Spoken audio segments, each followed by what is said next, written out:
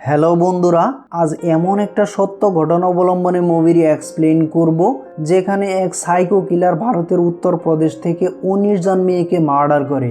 কিন্তু এখানেই শেষ নয়, তদন্তে নেমে পুলিশের সামনে আসে একের পর এক টুইস্ট যা আপনার মাথা ঘুরিয়ে দিবে। প্রতিটি মুহূর্তে আছে সাসপেন্স থ্রিলার। চলুন মূল গল্পটি শুরু করা যাক। উত্তরপ্রদেশের রবার্টগঞ্জ থেকে একটি মেয়ে নিখোঁজ হয়ে যায়। কেবলমাত্র পানিশমেন্টে ট্রান্সফার হওয়া পুলিশের এক রকচটা ও জেডি এসিপি এই নিখোঁজ মেয়ের তদন্তে নেমে পড়ে।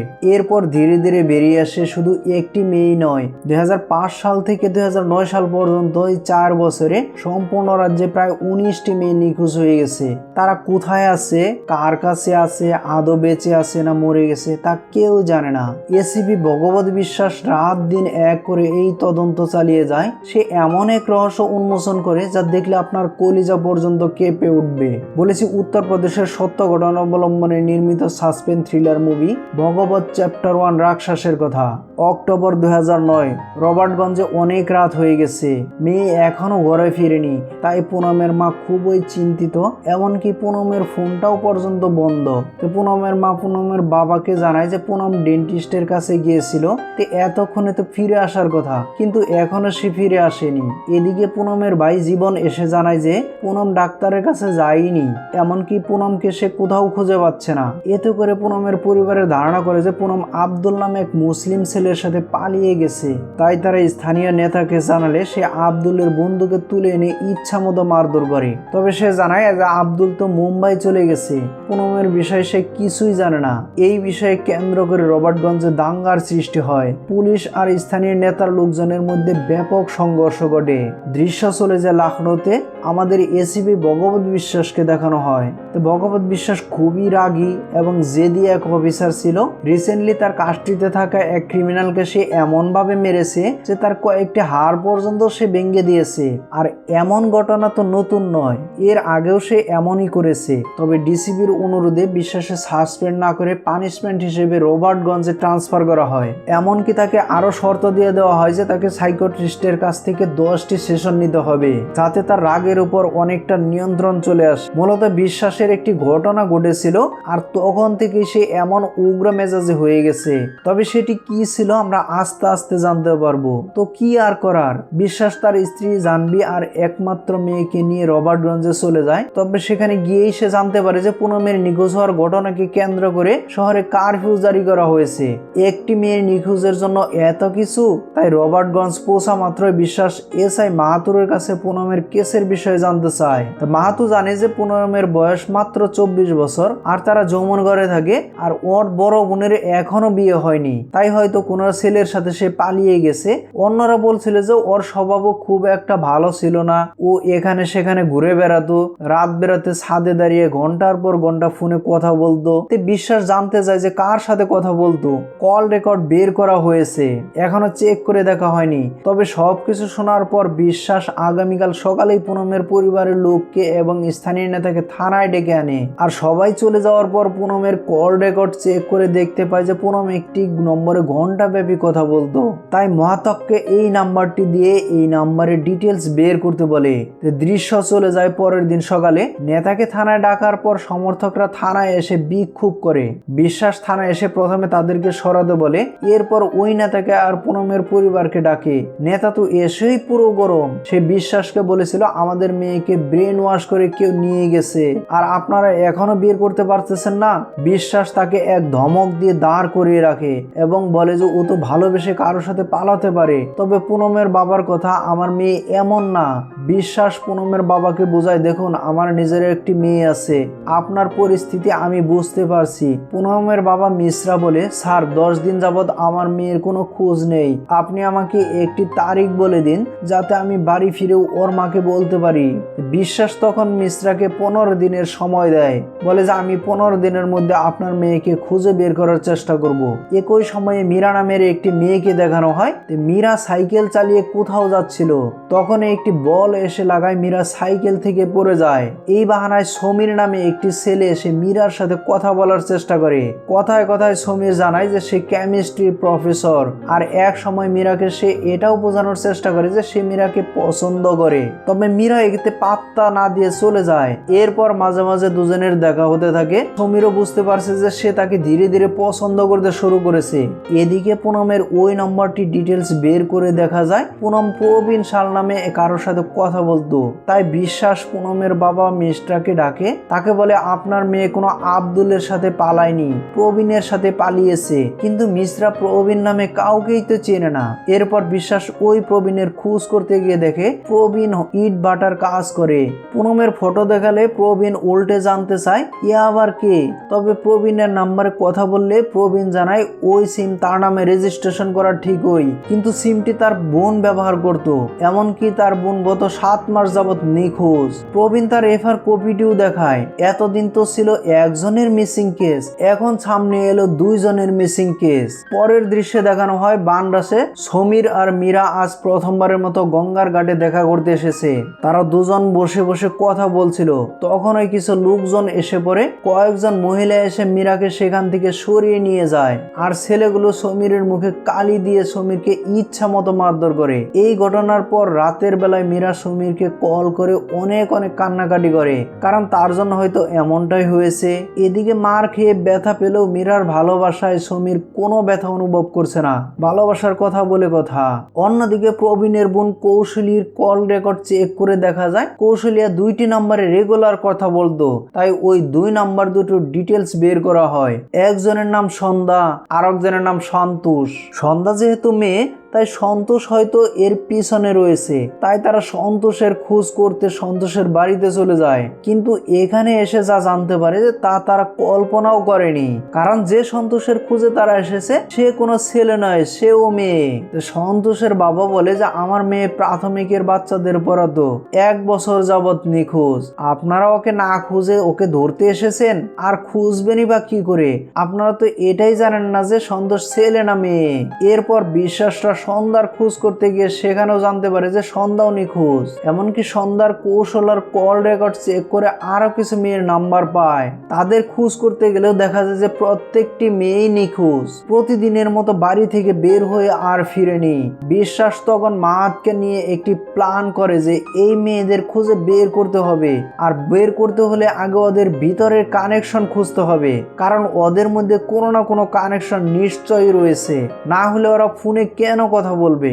মাহাতুর বলে যে স্যার, ওদের মধ্যে কানেকশন থাকতেই হবে এটা জরুরি না, কারণ কয়েক বছর আগে সিটি নামের এক গ্রামে 12 থেকে 14 বছরের 7 থেকে 8টি মেয়ে নিখোঁজ হয়ে গেছিল। গ্রামের কোনায় কোনায় খুঁজেও ওই মেয়েদের খুঁজে পাওয়া যায়নি। পরবর্তীতে 10টার রাতে গ্রামের মন্দিরের পাশে লাকড়ির টিভিতে আগুন লেগে যায়, আর সেখান থেকে 3টি মেয়ের পোশাক পাওয়া গিয়েছিল। পরে স্থানীয় লোকজন ধারণা করেছিল যে এই লোক ওই মেয়েদেরকে বলি দিয়ে কালো জাদু করত। আবার কেউ কেউ বলতো যে সে মেয়েদেরকে বিক্রি করে দিয়েছে। তবে বিশ্বাস জানায় 1994 সালের ঘটনা এটা, আর ওই ব্যক্তির নাম ছিল পণ্ডিত দীক্ষিত। তবে কালো জাদুটা তো সব মিথ্যা কথা। ওই মেয়েদের মধ্যে একজনকেও আজ পর্যন্ত খুঁজে পাওয়া যায়নি।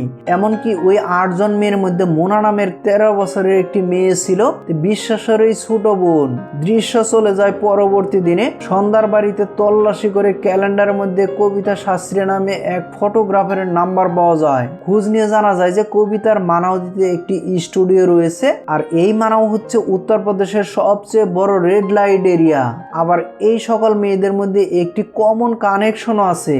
ওদের ম্যাক্সিমাম কল এক্সচেঞ্জ একই এরিয়ার আশেপাশে হয়েছে। এজন্য বিশ্বাসের নির্দেশে মানা রেড লাইট এরিয়া প্রতিটি কোনায় কোনায় তল্লাশি চালানো হয়, কিন্তু ওই মেয়েদের কোনো চিহ্নই খুঁজে পাওয়া যাচ্ছিল না। কবিতার স্টুডিও বন্ধ, কারণ কবিতা একটি শুটের কাজে নেপাল গিয়েছে।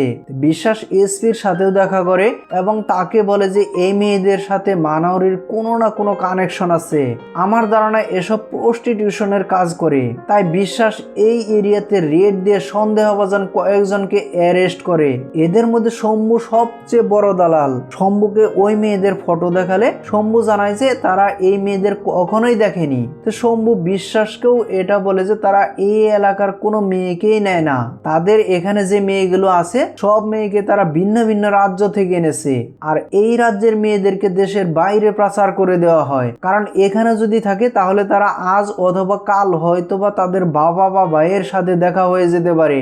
আর এটা শোনার পরে বিশ্বাসের ছোট বোনের কথা মনে পড়ে পড়ে যায়। তাই শম্ভুকে সে ইচ্ছা মতো পিটিয়ে বাড়ি চলে যায়। মূলত বিশ্বাসের যখন 17 বছর বয়স, তো মুনার তখন 13 বছর। দুই ভাই বোন একদিন ব্যাডমিন্টন খেলছিল। হঠাৎ বলটি বাহিরে গিয়ে পড়ায় বিশ্বাস মুনাকে সেটি আনতে বললে মুনা সেটি আনতে গিয়েছিল, কিন্তু মুনা সেখান থেকে আর ফিরে আসেনি। ওই দিনের ঘটনায় মুনার নিখোঁজ হয়। বিশ্বাস নিজেকে এখন পর্যন্ত ক্ষমা করতে পারছে না। আর এই জন্যই প্রস্টিটিউশন বা কিডন্যাপিং এর কাউকে পেলেই তার মাথায় রক্ত উঠে যায়। তো দৃশ্য চলে যায় বানরাসে। সমীর আর মীরা দেখা করতে এসেছে। প্রচন্ড বৃষ্টি পড়ছিল। সমীর মীরাকে বলছিল চলো না বৃষ্টিতে ভিজি, কিন্তু মীরা রাজি হচ্ছিল না। কিন্তু সমীর একটু চালাকি করে, অভিমান করা নাটক করে মীরাকে বাইরে নিয়ে বৃষ্টিতে ভেজায়। এরপর কথায় কথায় সমীর জানায় যে এলাহাবাদে আমার একটি নতুন চাকরির কথা চলছে, তারা আমাকে থাকার জন্য বাংলো দিবে, কিন্তু ওই বাংলো তুমি ছাড়া একদমই আমার শূন্য লাগে, তাই আমি তোমাকে বিয়ে করে সেখানে নিয়ে যেতে চাই। সমীর মুখে বিয়ের কথা শুনে মীরা খুবই ইমোশনাল হয়ে পড়ে, কারণ মীরা ভাবেইনি যে সমীর তাকে বিয়ে করতে চাইবে। অন্যদিকে রবার্টগঞ্জে কবিতা ফিরে এসেছে। তাই বিশ্বাস জানা মাত্রই ফোর্স নিয়ে কবিতার বাড়ি তল্লাশি করে, কিন্তু কবিতার ঘরে ছোট্ট ছেলেটি ছাড়া কেউই নেই। তবে কবিতার নম্বর থেকে চন্দন নম্বরে কল করে দেখা যায় কবিতা এই নাম্বারটি সুরাজ নামে সেভ করে রেখেছে। কবিতা জানায় ওর নাম তো সুরাজ জয়সাল, কয়েক বছর আগে আমাদের বন্ধুত্ব হয়েছিল। যতদূর আমি জানি যে কোথাও টিচারের জব করতো। কয়েক বছর আগে আমার স্টুডিওতে কয়েকটি ফটো ডেভেলপ করতে আসে, তখন একটি বন্ধুসুলভ আচরণ করে ও আমার পিছনে পড়ে গিয়েছিল। এক সময় তো আমার ছেলের স্কুলে আর আমার বাড়ি পর্যন্ত এসে পড়েছিল। আমার কথা যদি আপনাদের বিশ্বাস না হয় তাহলে আমার স্টুডিওর স্টাফদের জিজ্ঞাসা করতে পারেন। বিশ্বাস তাই করে, জানতে পারে যে কবিতা সত্যিই বলেছে। সুরাজ তখন যে ফটোগুলো ডেভেলপ করতে এসেছিল সেগুলো সে নেয়নি। কবিতা ওই ফটোগুলো দেখালে বিশ্বাস লক্ষ্য করে যে এখানে কোনো ব্যক্তির ফটোই নেই, সব রেন্ডার ফটো। তার মানে কবিতাকে টার্গেট করতেই ওই ফটোগুলো নিয়ে এসেছিল। আবার সুরাজ যে ফোনটি ব্যবহার করত ওই ফোনের আইএমই নম্বর ট্র্যাক করে দেখা যায় যে ফোনটি এখন বন্ধ। তাই বিশ্বাস সাইবার সেলকে নজরদারি রাখতে বলে, যাতে কোনো সিম অ্যাক্টিভ করা মাত্রই তারা জানতে পারে। এখান থেকে দৃশ্য আবারও বান্ডাসে। সমীর মীরাকে একটি জিন্স আর একটি টি শার্ট গিফট করে মীরা সেগুলো পরে গোপনে সমীরের সাথে দেখা করতে এসেছে, কিন্তু মীরাকে দেখে ওয়েটার বারবার মীরার দিকেই তাকাচ্ছিল। এতে সমীর একটু বিব্রত হয়ে যায়। তবে মীরা সমীরকে বলে যে আমার ছোট থেকে জিন্স পরার অনেক ইচ্ছা ছিল, বাবা মা কখনোই পড়তে দিত না, আজ আমার ইচ্ছা পূরণ হলো। সমীর তখন মীরাকে বলে যে দেখো মীরা, আমরা তো কোনো অপরাধী নই, আমরা একে অন্যকে ভালোবাসি, তাহলে কেন এত লুকোচুরি? এই সমাজ এমন কেন? চলো আমরা দূরে কোথাও চলে যাই। মীরা বলে বাবা মাকে না বলে কিভাবে যাব? তুমি তাদের সাথে কথা বলো। সমীরের কথা তুমি ভালো করেই জানো আমি নিচু জাতের, যে বাবা মা আমাকে জিন্স পর্যন্ত পরতে দেয় না, তারা এই সম্পর্কে মেনে নিবে? তাই তুমি কোনো কিছু চিন্তা ভাবনা না করে আমার সাথে চলে এসো। এতে করে মীরাও খুব দ্বিধায় পড়ে যায়, সে এখন কি করবে বুঝতে পারছে না। এদিকে মাহাত কল করে বিশ্বাসকে জানায় যে আইএমই নাম্বার দুটো তারা ট্র্যাক করছিল, তার মধ্যে একটি 20 সেকেন্ডের জন্য অন হয়েছিল। সাইবার সেল ট্র্যাক করার চেষ্টা করছে। মীরা অনেক চিন্তা ভাবনা করে পরদিন সকাল হতে সমীরের সাথে পালিয়ে যায়। সমীরা মীরাকে এলাহাবাদ নিয়ে দেবলোক লজ নামে এক লজে ওঠে। তবে বাবা মাকে না বলে এভাবে পালিয়ে আসায় মীরার মনটা খুবই খারাপ। এজন্য সমীর মীরাকে তাদের বিয়ের জন্য কেনা শাড়িটা পরতে বলে, আর মীরা সেই শাড়িটা পরে আসার পর যা হওয়ার কথা ঠিক এমনই হলো। অন্যদিকে পুলিশও ওই ফোনের তথ্য বের করে দেবা নামে একটি ছেলেকে ধরে আনে। তবে জিজ্ঞাসাবাদে দেবা জানায় যে ওই মেয়েদের কাউকেই সে চিনে না, এমনকি ওই ফোনও তার না। সে পান্ডে নামে এক বন্ধুর কথা বলে যে আমি তো পান্ডের ফোনে আমার সিমটি অন করেছিলাম, এজন্য পান্ডেকে ধরে আনলে পান্ডের কাছে ওই ফোনটি পাওয়া যায় যে ফোন থেকে মালতী আর চন্ডাকে কল করা হতো। তবে পান্ডে আর দেবা দুজনেই জানায় যে এই ফোন তাদের কারোরই নয়। কয়েকদিন আগে তারা বাইক নিয়ে চলে যাচ্ছিল, তখন একটি স্কুটারের সাথে তাদের ধাক্কা লেগে যায়, আর এই ঘটনা হাতাহাতি পর্যন্ত চলে গিয়েছিল। যে লোকের সাথে ঘটনা ঘটেছিল ওই সময় তার পকেট থেকে ফোনটি পড়ে যায়, যেটা ওই ব্যক্তি চলে যাওয়ার যাওয়ার পর পান্ডে পেয়েছিল, কিন্তু কখনোই ব্যবহার করেনি। কালী প্রথম অন করেছে। তাদের থেকে আরো জানা যায় যে ওই দিন যে স্কুটারের সাথে তাদের ঝামেলা হয়েছিল, ওই স্কুটারের পিছে এখানকার নেতার ফটো লাগানো ছিল। আর এটা শোনা মাত্রই বিশ্বাস কবিতার স্টুডিওতে পাওয়া ওই ফটোগুলো চেক করে দেখে ওই ফটোতে একটি স্কুটার দেখা যাচ্ছে, যার পিছনে নেতার ফটো। বিশ্বাস, পান্ডে আর দেবা কেউ স্কুটারের ফটো দেখালে তারাও জানায় যে এই স্কুটারটি ছিল। এরপরে স্কুটারের ডিটেলস বের করে দেখা যায় যে এটা রাজকুমার নামের এক ব্যক্তির। কবিতা তাকে ফটোটি দেখালে কবিতাও জানায় যে এটা সুয়ারেজের কথা বলেছে। আর আমরাও দেখতে পাই যে এ অন্য কেউ নয়, সমীর। তবে তার নাম সমীর বা সুরাজ কোনোটাই নয়, তার আসল নাম রাজকুমার। রাজকুমারের তথ্য পাওয়া মাত্র বিশ্বাস থানায় থাকা প্রত্যেকটি সদস্যকে বলে দেয় রাজকুমার সম্পর্কে যত তথ্য আছে সব বের করে, ওর জন্মের পর থেকে আজ পর্যন্ত কোথায় গিয়েছে, কার সাথে দেখা করেছে, প্রত্যেকটি তথ্য আমার দরকার। সাথে সাথে পুরো পুলিশ ফোর্স কাজে লেগে যায়। অন্যদিকে রাজকুমারকে দেখা যায় যে একাই এলাহাবাদ থেকে রবার্টগঞ্জে ফিরে এসেছে। রাজকুমারের বাস স্ট্যান্ডে থাকা ওই স্কুটি নিয়ে সোজা বাড়িতে চলে আসে। এখানে রাজকুমারের স্ত্রী সুমিত্রা আর তাদের একমাত্র ছেলেকে দেখানো হয়। রাজকুমার সুমিত্রাকে পাগলের মতো ভালোবাসে, তবে মাঝে মধ্যে সপ্তাহ ধরে কোথাও উদাও হয়ে যায়। এই বাড়িটি সুমিত্রার নামে। রাজকুমার চাইছে সামনে নিজের একটা আলিশান বাড়ি করবে। রাজকুমার প্রতিবারই বাড়িতে ফিরে সুমিত্রাকে কিছু একটা গিফট এনে দেয়। এবারও সুমিত্রাকে সে একটি গোল্ডেনের চেইন গিফট করে। আবার পুলিশের সদস্যরা তথ্য নিয়ে বিশ্বাসকে জানায় রাজকুমার পেশায় শিক্ষক, দুইটি বিয়ে করেছে। প্রথমজন বিরাতে থাকে আর দ্বিতীয়জন ভারতেই। তবে রাজকুমার তার দ্বিতীয় স্ত্রী সুমিতার কাছেই বেশি থাকে। দুই স্ত্রী দুজনের বিষয়ে জানে। আবার বীরা বা বারুই যেখানে ওর স্ত্রী থাকে সেখানে কোনো মেয়ে মিসিং হয়নি। তাই তাদের ধারণা না, যদি মেয়েদের মিসিং হয় এর পিছনে ওর হাত থাকে, তাহলে হয়তো দূরের মেয়েদের সে টার্গেট করে। আশ্চর্যের বিষয়, ওর প্রতিবেশীরা বা এলাকার লোকজনেরা ওকে খুব ভালো মানুষ বলে জানে, অনেক সম্মানও করে। কিন্তু নিজেকে শিক্ষক পরিচয় দিলেও কেউই জানে না যে কোথায় সে শিক্ষকতা করে। এক একজনকে এক এক জায়গার কথা বলে রেখেছে। নেই কোনো বন্ধু বান্ধব, নেই কোনো আত্মীয় স্বজন। এখন সমস্যা হচ্ছে পান্ডের কাছে পাওয়া ওই ফোন ব্যতীত ওর সাথে মিসিং মেয়েদের কোনো কানেকশন নেই। তাই কোন চারজনকে গ্রেপ্তার করে এখানে নিয়ে আসবে সেটা এখন ভাবার বিষয়। আজ 16 তারিখ, 17, 18 তারিখ দিওয়ালির বন্ধ, আবার 19 তারিখ রবিবার, 3 দিন কোর্ট বন্ধ থাকবে। এজন্য বিশ্বাস এসপির সাথে কথা বলে আজই রাজকুমারকে ইপটিজিং এর মামলায় ধরে আনার প্ল্যান করে। আর এজন্য বিশ্বাসটা কবিতার সাহায্য নেয়। রাজকুমার যেহেতু কবিতার পিছনে পড়েছিল, তাই কবিতাকে দিয়ে করিয়ে রাজকুমারকে দেখা করতে বাস স্ট্যান্ডে রাখা হয়। পূর্ব পরিকল্পনা মতে পুলিশের সদস্যরা সাদা পোশাকে বিভিন্ন জায়গায় অবস্থান নিয়েছে। রাজকুমার আসা মাত্রই তারা ধরে ফেলবে। অবশেষে রাজকুমার এসে পড়ে আর বিশ্বাস সুযোগ বুঝে রাজকুমারকে ধরে সোজা থানায় নিয়ে আসে। কিন্তু রাজকুমার বারবার জানতে চাচ্ছিল যে আমাকে কি জন্য ধরে এনেছেন, আমি কি করেছি। পুলিশ আপাতত ওকে কিছুই না বলে প্রথমে ওর পোশাকগুলো খুলে ওকে উলঙ্গ করে রাখে। বিশ্বাসও বুঝতে পারছে যে ও সহজে মুখ খুলবে না। তাই বিশ্বাস এক স্টাফকে বলে ওকে মারধর করে কাজ হবে না, এক কাজ করো, আগামী 48 ঘন্টা ওকে কোনো খাবার বা পানি কিছুই দেবে না, এমনকি ঘুমাতেও পর্যন্ত দিবে না। ওকে সাধারণ ইপটিজিং এর মামলায় আনা হয়েছে। আগামী 48 ঘন্টার মধ্যে মুখ না খুললে এমনিতেই ওকে ছেড়ে দিতে হবে। বিশ্বাসের প্ল্যান মতো তাই করা হয়। রাজকুমারকে না খেতে দেওয়া হচ্ছে, না ঘুমাতে দেওয়া হচ্ছে। যখনই ঘুমানোর চেষ্টা করছে তখনই কেউ না কেউ এসে তার গায়ে পানি ছিটিয়ে দিচ্ছে। আবার পুলিশের একটি টিম সুমিত্রার বাড়িতে তল্লাশি করতে যায়। সুমিত্রা পুলিশের কাছে কারণ জানতে চাইলে লেডি কনস্টেবল সুমিত্রাকে পুরো বিষয়টি জানায়। দুই স্ত্রীর বাড়ি তল্লাশি করে তারা। এদিকে মাহাতো বিশ্বাসকে জানায় যে ওর স্ত্রী দুটির কেউই জানে না যে ওর চাকরি নেই। কয়েক মাস আগে ঘরের জন্য অনেক দামি জিনিসপত্র কিনেছে। এমনকি সুমিত্রার বাড়িতেও তল্লাশি করে বিপুল পরিমাণ স্বর্ণালংকার উদ্ধার করা হয়েছে, যার মধ্যে থাকা একটি চেন পুনমের গলায় থাকা চেইনের সাথে একদম মিলে যায়। তার মানে এই চেনটি পুনমের চেন।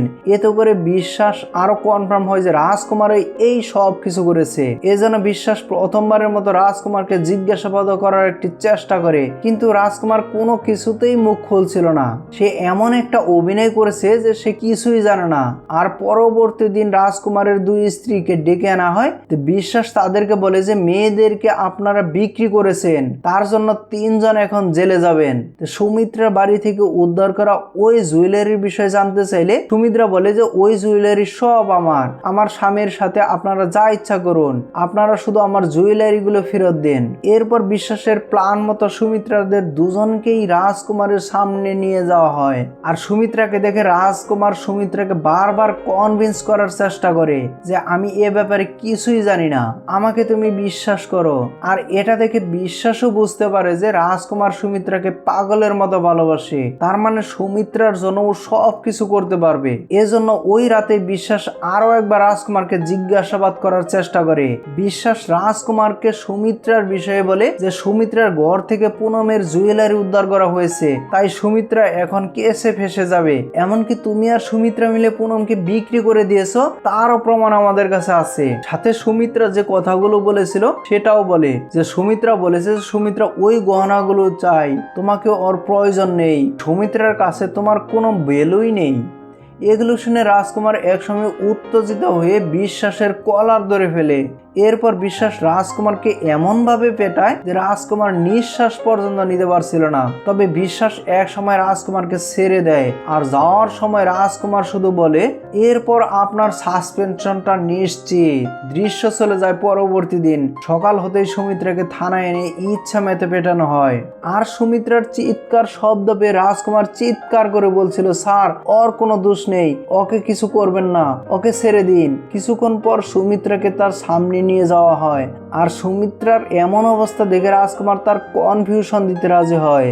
বিশ্বাস তখন রাজকুমারকে সুমিত্রার কনফিউশন লেটারটি দেখায় যে সুমিত্রা তো সব কনফিউজ করেছে, রাজকুমারের কথা এসবের প্রয়োজন নেই স্যার, সুমিত্রাকে আমি অনেক ভালোবাসি, ওর জন্য আমি সব করতে পারি। রাজকুমার বলে পুনম একটি জুয়েলারি শপে কাজ করত, একে তো বড় বোনের বিয়ে হয়নি, নিজেরও 28 বছর হয়ে গিয়েছিল, বিয়ের জন্য যে সকল প্রস্তাব আসছিল সেগুলো রিজেক্ট হচ্ছিল। আমি একটু নরম ভাবে কথা বলছি, আরো মনে করে নিয়েছে যে আমি ওকে ভালোবাসি। এরপর ফোনে যখন আমাদের মধ্যে সবকিছু হয়ে যায় তখন আমি ওকে পালিয়ে বিয়ে করার প্রস্তাব দেই। প্রথমে 2-3 দিন রাজি না হলেও পরে রাজি হয়ে গেছিল। এরপর আমি ওকে নিয়ে ক্রান্তিবাগ বাস স্ট্যান্ডে নিয়ে সেখানে একটি হোটেল রুমে বুক করে ওর সাথে সারা রাত কাটাই। পরের দিন আমি ওকে বললাম যে আমার গুরুজি বারবার আমার ওয়াইফকে দেখতে চায়, তাই চলো তোমাকে গুরুজির কাছে নিয়ে যাই। সাথে আমি ওকে এটাও বলি যে গুরুজি সিম্পল পছন্দ করে, তাই গহনা ব্যাগ জিনিসপত্র হোটেলে রেখে আমি ওকে নিয়ে বাস স্ট্যান্ডে চলে যাই। আর সেখানে গিয়ে আমি ওকে বলি যে এখন ভয় হচ্ছে, হয়তো বা প্রেগনেন্ট হয়ে যাবে। আমার কথা শুনে ও ভয় পেয়ে গেছিল।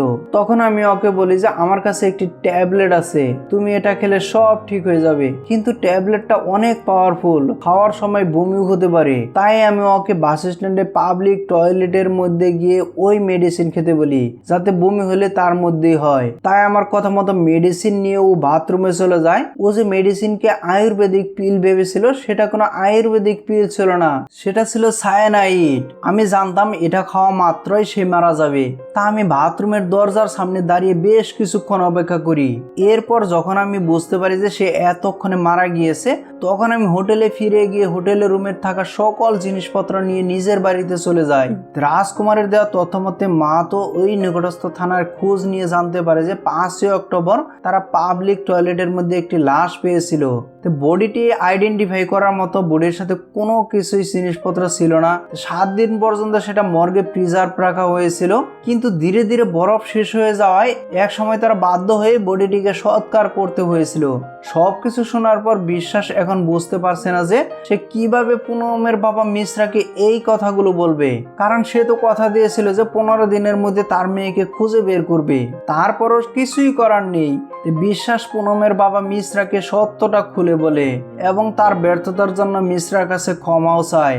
এতদিন যারা মেয়ের পথ চেয়ে বসেছিল তারা তো অন্তত এতটুকু জানতে পারলো যে তাদের মেয়েটা আর বেঁচে নেই, তাই তাদেরকে আর অপেক্ষা করতে হবে না। তো বিশ্বাসরা রাজকুমারকে ওই লোকেশনেও নিয়ে যায়। এখানে এক্স্যাক্টলি কি ঘটেছিল রাজকুমার তাদেরকে সম্পূর্ণ ঘটনা খুলে বলে। ক্রাইম স্পট পরিদর্শন শেষে ফেরার পথে রাজকুমার বলেছিল স্যার এখন তো সব বলে দিয়েছি, 2 দিন পর্যন্ত খাবার খাইনি, এখন তো অন্তত খাবারটা দিবেন। এজন্য বিশ্বাসরা একটি হোটেলের সামনে থাকে, তো খাবার অর্ডার করে আর খাবার আসার ফাঁকে বিশ্বাস রাজকুমারের কাছে শুরু থেকে সবকিছু জানতে চায়।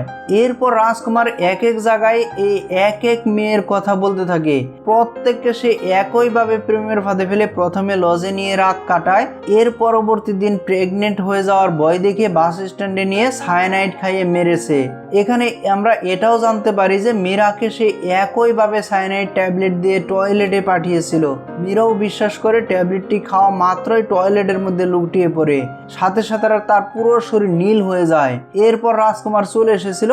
একে একে রাজকুমার 2005 সাল থেকে 2009 সাল পর্যন্ত মোট 19টি মেয়ের সাথে এরকম করেছে বলে জানায়। বিভিন্ন জায়গাতে নিয়ে সে সায়ানাইড খাইয়ে খুন করেছে। সবকিছু শোনার পর বিশ্বাস শুধু বলে যে তুই কি আসলে মানুষ নাকি তুই একটা রাক্ষস। দৃশ্য চলে যায় পরবর্তী দিন। রাজকুমারকে কোর্টে নেওয়া হচ্ছিল। যাওয়ার সময় রাজকুমার বিশ্বাসকে বলেছিল, স্যার আমি একটা বাজ। সাধারণত বাজরাও তো 70 বছর বাঁচে, কিন্তু 35 বছর পর তার পাখা দুর্বল হয়ে যায়, তখন সে উঠতেও পারে না, শিকারও করতে পারে না। এজন্য সে তার পালক ছিঁড়ে নতুন পালকের জন্য অপেক্ষা করে। আর এটা 1 মাস করতে হয়। এই 1 মাসে সে অনেক ভয়ে থাকে, কারণ এই সময় সে অন্যের শিকারও হতে পারে। কিন্তু যখনই সে তার নতুন পালক জন্মায় আবার 35 বছর সে শিকার করে। তা আমারও এখন বাজের মতো 1 মাস চলেছে। এরপর রাজকুমারকে কোর্টে নেওয়া হয়। জাস্ট প্রথমেই রাজকুমারের কাছে জানতে চায় যে সে কোনো উকিল নিতে চায় কিনা। রাজকুমার বলে যে সবাই তো আমাকে অপরাধী ধরে নিয়েছে, আমি কাউকেই বিশ্বাস করতে পারছি না, এজন্য আমি নিজেই আমার কেস লড়বো। সাথে কোর্টের কাছে অনুরোধ করে এই কেস চলাকালীন সময়ে সুমিত্রাকে যেন কোর্টে আনা না হয়। সুমিত্রা হয়তো সহ্য করতে পারবে না। আর এখান থেকে শুরু হয় রাজকুমার আর পুলিশের মধ্যে আইনি যুদ্ধ। একদিকে জেলে বসে রাজকুমার আইনের বই পড়ছে, আর অন্যদিকে পুলিশ এভিডেন্স খুঁজে বেড়াচ্ছে। রাজকুমারের পরিচিত একজনকে জিজ্ঞাসাবাদ করে জানতে পারে যে রাজকুমার 2003 সালে একজন নারীর সব গয়না চুরি করেছিল। তখন ওই নারী পুলিশকে কমপ্লেন করেছিল। পুলিশ রাজকুমারকে ধরে এনে এমন পিটিয়েছিল যে রাজকুমার সেটা বলতে পারেনি। রাজকুমার তখনই ওয়াদা করেছিল যে সে যখন কোনো কাজ করবে অর্ধেক করবে না, তার মানে লুট করার পর তাদেরকে মেরে ফেলবে, যাতে সে কখনোই আর ধরা না পড়ে। পুলিশ বিভিন্ন লজে ঘুরতে ঘুরতে একটি লজের ম্যানেজার জানায় যে পুনম আর রাজকুমারকে তার লজে উঠতে দেখেছিল। তাই পরবর্তী শুনানির দিন প্রথমে ওই ম্যানেজারের স্টেটমেন্ট নেওয়া হয়। তবে রাজকুমার প্রথমে তার স্টেটমেন্টকে মিথ্যা প্রমাণ করার চেষ্টা করছিল, কিন্তু কোর্টে তার প্রথম দিন হয়। রাজকুমার ঠিক মতো জিজ্ঞাসাবাদ করতে পারছিল না। এজন্য জাজ রাজকুমারকে বুঝিয়ে দেয়। বিশ্বাস বিষয়টি বুঝতে পারে যে রাজকুমার ইচ্ছা করেই কোর্টের সময় নষ্ট করছে আর কেসটিকে দিনের পর দিন চালিয়ে নেওয়ার প্ল্যান করছে। এরপর পুলিশ রাজকুমারের ছোটবেলার এক বন্ধুর খোঁজ পায়। তাকে জিজ্ঞাসাবাদ করলে সে জানায় যে ছোটবেলায় তারা একসাথে ক্রিকেট খেলতো। রাজকুমার সবার থেকে আলাদা ছিল, প্রত্যেকটি ছোট ছোট বিষয় সে অনেক মনে রাখতে পারতো, কোথায় কার দুর্বলতা সবকিছু ভালো করেই জানতো। এজন্য ওকে হারানো প্রায় অসম্ভব ছিল। পরবর্তী শুনানির দিন প্রথমে ওই লজের রিসেপশনিস্টকে ডেকে আনা হয়। তার স্টেটমেন্ট জানায় রাজকুমার নিজের নাম পরশ কুমার বলেছিল, আর পুনমকে তার ওয়াইফ পরিচয় দিয়ে তাদের রুমে নিয়ে গিয়েছিল। এমনকি ওই রেজিস্ট্রেশনে থাকা রাজকুমারের হাতের লেখা এবং রাজকুমারের নিজের ডায়েরিতে থাকা হাতের লেখার প্রায় 90% ম্যাচ করে যাচ্ছে। এতে করে স্পষ্ট প্রমাণ হয় যে রাজকুমার পুনমকে নিয়ে ওই লজে উঠেছিল। একদিকে কোর্টের অধিবেশন চলছে, তার মধ্যে মহাত কলকরির বিশ্বাসকে জানায় যে শহরের যে সকল জায়গায় সায়ানাইড বিক্রি হয় সব জায়গাতে তারা খোঁজ নিয়েছে, রাজকুমারের সাথে তার কোনো কানেকশনই পায়নি। মানে রাজকুমার কার কাছ থেকে সায়ানাইড কিনতো এমন কোনো তথ্য তারা পায় না। এজন্য বিশ্বাস পুরো স্টেট খোঁজ নিতে বলে। এবার এদিকে লজে একসাথে ওঠার ঘটনা রাজকুমার স্বীকার করে নেয়। রাজকুমার বলে যে হ্যাঁ, আমরা দুজন প্রাপ্ত বয়স্ক ছিলাম, আমরা একসাথে লজে উঠেছি, এটা তো কোনো অন্যায় কিছু নয়, আমি তো কোনো জোর করিনি। ও আমাকে বিয়ে করতে চাচ্ছিল, কিন্তু আমি বিয়ে করতে চাচ্ছিলাম না। আমি ওকে বারবার এই কথাটা বোঝাতে চেষ্টা করেছিলাম এবং ওই লজে নিয়ে গিয়েছিলাম, কিন্তু ও এক সময় আমার কথা শুনে না, লজ থেকে বের হয়ে চলে গিয়েছিল। এরপর কোথায় গিয়ে কি হয়েছে তার সাথে কোনো আমার সম্পর্ক নেই। রাজকুমার এমন একটা নাটক করে যে সে পুনমকে সত্যিই ভালোবাসতো, আর পুনমের মৃত্যুতে সে নিজেও কষ্ট পাচ্ছে। আর রাজকুমার কোর্টে এমন স্টেটমেন্ট দেয় যে পুনমের বাবা মিশ্রা ওকে মেনে নিতে পারছে না। তাদের মেয়ে ইচ্ছে করে রাজকুমারের সাথে লজে গিয়েছিল। তার কথা সমাজে এখন সে আর কিভাবে মুখ দেখাবে? আমাদেরই তো এখন বিষ খেয়ে মরা উচিত। আবার পুলিশ একজন পণ্ডিতের খোঁজ পায়। রাজকুমার তার পাপ মোচন করতে তার কাছে গিয়েছিল এবং তাকে বলেছিল যে রাজকুমার এক কুমারী মেয়ের সাথে অবৈধ সম্পর্ক করেছে, এমনকি তাকে খুনও করেছে। পরবর্তী শুনানির দিন প্রথমেই পণ্ডিতের স্টেটমেন্ট নেওয়া হয়, তবে রাজকুমার ওই পণ্ডিতের স্টেটমেন্ট মিথ্যা প্রমাণ করতে পুনমের বডির যে পোস্টমর্টম করেছিল ওই ডক্টরকে ডাকে এবং জানতে চায় যে পুনমের বডিতে জোর জবরদস্তি করার কোনো নিশানা পেয়েছে কিনা বা ওর বডিতে কোনো চিহ্ন পাওয়া গিয়েছে কিনা। তো ডক্টর জানে যে এমন কিছু আমরা পাইনি। ডক্টরের কথা সায়ানাইড খাওয়ার কারণে বডিটি একদম নীল হয়ে গিয়েছিল, আর বাথরুমের দরজা ভিতর থেকে বন্ধ থাকায় আমরা ধরে নিয়েছিলাম যে এটা আত্মহননের কেস। এজন্য তারা আর কিছুই করেনি। আর এই সুযোগটা কাজে লাগিয়ে রাজকুমার কোর্টে প্রমাণ দেয় যে তার বিরুদ্ধে যে অভিযোগ তোলার চেষ্টা করা হচ্ছে সেটা মিথ্যা। ওই দিনের অধিবেশনে শেষ করে রাষ্ট্রপক্ষের উকিল বিশ্বাসের কাছে জানতে চায় ওই মেয়েগুলোর কাছে সায়ানাইডের ট্যাবলেট কোথায় থেকে এলো। সায়ানাইড এমন একটা জিনিস যার ছোট্ট একটা ট্যাবলেটও মানুষকে মেরে ফেলতে পারে, আর এটা সচরাচর সব জায়গায় পাওয়া যায় না। তাই রাজকুমারকে খুনি প্রমাণিত করতে হলে রাজকুমার সায়ানাইড কার কাছ থেকে কিনেছিল সেটা খুঁজে বের করতে হবে। বিশ্বাস তখন থানায় ফিরে রাজকুমারের বাড়ি থেকে উদ্ধার করা সবকিছু আবার তন্ন তন্ন করে খুঁজে, আর এখানে রাজকুমারের ব্যবহৃত একটি আতরের শিশি পায়। বিশ্বাসের ধারণা এই আতরের সাথে সায়ানাইডের কোনো সম্পর্ক থাকতে পারে।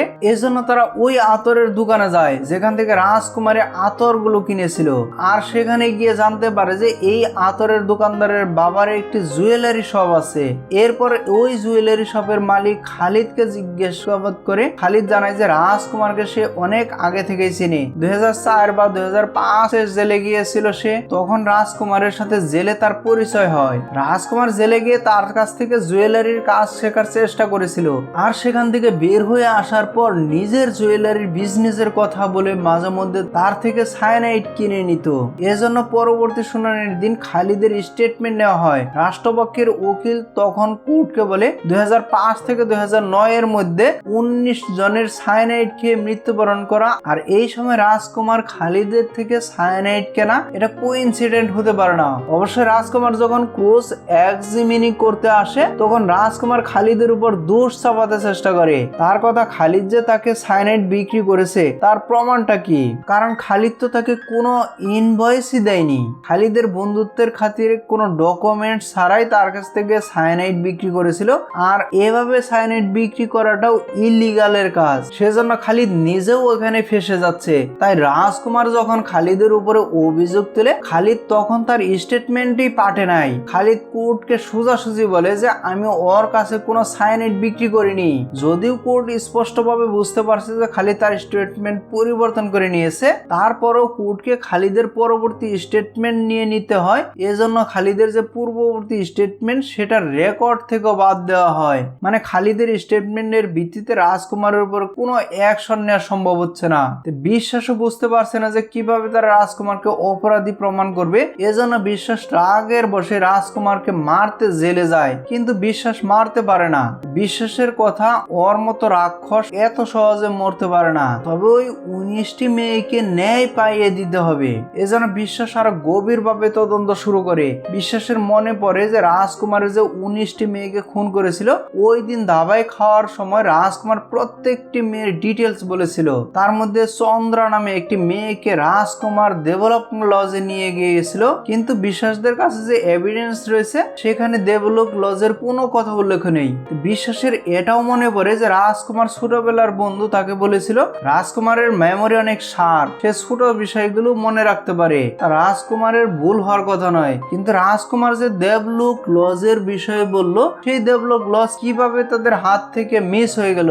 মাহাতকে জিজ্ঞেস করলেও মাহাতো জানায় যে দেবলোক লজ নামে কোনো শব্দই ব্যবহার করেনি, তাই শহরের কোনো লজই নেই। কিন্তু বিশ্বাসের কথা যেহেতু দেবলোক লজের কথা বলেছে, দেবলোক লজ নিশ্চয়ই আছে। তাই দেবলোক লজের খুঁজে পূর্বাঞ্চলে যতগুলো লজ রয়েছে সব লজের লিস্ট চেক করতে যায়, আর সেখানে রেজিস্টার গুলো চেক করে দেখে টোটাল যে কতগুলো আছে, 3টি দেবলোক লজ আছে, একটা বানারসি, অন্যটা বিদ্যাচলে আর একটা এলাহাবাদে। আর পরবর্তী দিন এলাহাবাদের লজে খোঁজ করতে গেলে রাজকুমারের ফটো দেখে তারা জানায় যে রাজকুমার এখানে এসেছিল। এজন্য বিশ্বাসরায় নিকটস্থ থানায় যায় এবং জানতে চায় যে এক্স্যাক্টলি ওই তারিখে ওখানে কোনো মেয়ের বডি পাওয়া গিয়েছিল কিনা। কিন্তু এইখানে গিয়ে যেটা জানা যায় পুরো কেসের মুডটাই চেঞ্জ করে দেয়। লোকাল থানার একজন কনস্টেবল জানায় তারা বাস স্ট্যান্ডের বাথরুমের একটি মেয়েকে বেহুশ অবস্থায় পড়তে দেখেছিল। ওই মেয়েটি তখন বেঁচে ছিল, এজন্য তারা মেয়েটিকে উদ্ধার করে গভর্নমেন্ট হসপিটালে ভর্তি করিয়েছিল। পেশাসরা হসপিটালে তথ্য নিয়ে যায় এবং সেখানে গিয়ে জানতে পারে যে নীলিমা আজাদ নামে এই হসপিটালের একজন নার্স নিজের রেফারেন্সে ওই মেয়েটিকে ভর্তি করেছিল, কারণ ওই সময় তো ওই মেয়েটিকে আইডেন্টিফাই করা যাচ্ছিল না। এরপর বিশ্বাসটা নীলিমার সাথে দেখা করে আর নীলিমা জানায় যে ওই মেয়েটি 40 দিন পর্যন্ত কোমায় ছিল, ছোটবেলা থেকে ট্যাবলেট খেতে অনেক ভয় পেত, এজন্য হয়তো বা ভয়ের কারণে এই ট্যাবলেটটি না গিলে শুধু চেটেই ফেলে দিয়েছিল, যে জন্য সে বেঁচে গিয়েছে। কোমা থেকে ফেরার পর মেয়েটি ডিপ্রেশনে ছিল, সব সময় কান্না করত। ফাইনালি কয়েক বছর আগে ওর বিয়ে হয়েছে, এখন ওর একটি কিউট বাচ্চাও আছে। মেয়েটির নাম শালু। বিশ্বাস জানতে চায় যে শালুকে আমরা কোথায় পাবো, কিন্তু নীলিমা বলেছিল যে দেখুন স্যার, ওই ঘটনা থেকে বের হতে অনেক স্ট্রাগল করেছে, এত কষ্টের পর এখন সুখে শান্তিতে জীবনযাপন করছে ওরা, দয়া করে ওকে আর এর মধ্যে টানবেন না। ওর স্বামী তো ওর আসল নামটা পর্যন্ত জানে না। আর এরপরে আমরা জানতে পারি যে আসলে ওই মেয়েটির নাম শালু নয়, ওই মেয়েটি মীরা। বিশ্বাসটা তাই মীরার সাথে দেখা করে মীরা বিশ্বাসকে সব কিছু খুলে বলে, এটাও বলে আমার জীবন নিয়ে আমার অনেক স্বপ্ন ছিল, একটা মুহূর্ত সব ধ্বংস করে দিয়েছে। তবে সবকিছু শোনার পর মীরাকে বোঝায় যে দেখো, আমি বুঝতে পারছি যে তুমি কোর্টে আসতে চাচ্ছ না, কিন্তু এভাবে নিজেকেও শাস্তি দিও না। রাজকুমারের হাতে যে সকল মেয়ের মৃত্যু হয়েছে বিশ্বাস ওই সকল মেয়েদের ফটো দিয়ে চলে যায়। মীরাও মেয়েদের ফটোগুলো দেখে সহ্য করতে পারছে না, কারণ সেও তো একজন ভিকটিম ছিল। মীরাও বুঝতে পারছে না যে মীরা এখন কি করবে, সে নিজের মধ্যে ভয় নিয়ে কতদিন বাঁচবে। তাই মীরা এক সময় তার স্বামীকে সব কিছু বলে দেয়। আর সবকিছু জানার পর মীরার স্বামী শুধু বলে দেখো, আমি সেই মীরাকে মেনে নিতে পারবো, কিন্তু সমাজে এই মীরাকে আমি পরিচয় করে দিতে পারবো না। তার মানে মীরার স্বামী চাইছে না যে মীরা কোর্টে গিয়ে সব কিছু প্রকাশ করুক, তাই মীরারও কিছু করার নেই। এদিকে স্পষ্ট কোনো প্রমাণ না থাকায় কোর্টে কেসও দিনের পর দিন চলছে। বিশ্বাস সব প্রমাণ করতে পারছে না যে রাজকুমার আসল অপরাধী। এক সময়তে বিশ্বাসের মনে হচ্ছিল যে সে ইউনিফর্ম খুলে দিবে, কারণ এত বড় একজন অপরাধীকে যদি সে শাস্তি দিতে না পারে তাহলে এই ইউনিফর্ম পরে লাভটা কি। এরপরে একদিন বিশ্বাসের ফোনে মীরার একটি মেসেজ আসে, আর ওই দিনে কোর্টের অধিবেশনে শুরু হলে রাষ্ট্রপক্ষের উকিল তার শেষ সাক্ষী মীরাকে ডাকে। মীরাকে দেখা মাত্রই রাজকুমারের মাথার উপরে যেন আকাশ ভেঙে পড়ে, কারণ সে তো কল্পনাও করেনি যাকে সে মৃত ভেবেছিল সে এখন পর্যন্ত জীবিত, আর কোর্টে এসে তার বিরুদ্ধেই সাক্ষী দিবে। রাজকুমার এখন স্পষ্টই বুঝতে পারছে যে তার আর বাঁচার কোনো রাস্তা নেই।